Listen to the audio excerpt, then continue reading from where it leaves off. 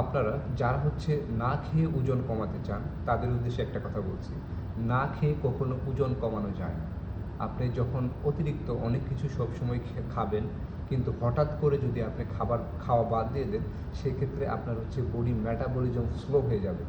Body আপনার signal দিবে যে এই লোকটা হয়তোবা অনেক বিপদে আছে।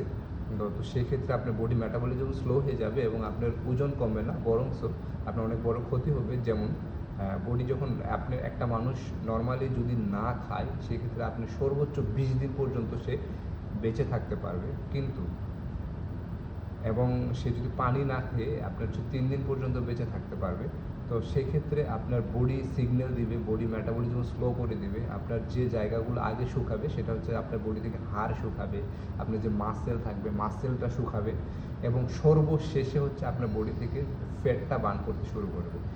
তো আপনারা হচ্ছে যারা এই ধরনের ভুল কাজগুলো করে থাকেন, যে না খেয়ে ওজন কমাইতে চান, বিভিন্ন ধরনের বিভিন্ন জায়গা থেকে বিভিন্ন হেলথ টিপস নিয়ে, তো তাদের উদ্দেশ্যে বলছি আসলে না খেয়ে কখনো ওজন কমানো যাবে না। আপনি হেলদি ওয়েতে হেলদি খাবার খেয়ে আপনার বডি থেকে ফ্যাট বার্ন করতে হবে। সেই ক্ষেত্রে আপনার বডি স্ট্রেংথ বাড়বে, ফ্লেক্সিবিলিটি বাড়বে এবং আপনি হচ্ছে যে কোনো ধরনের কার্ডিও এক্সারসাইজ করতে পারবেন খুব ইজিলি এবং আপনি খুব দ্রুত বডি থেকে ফ্যাট বার্ন করতে পারবেন।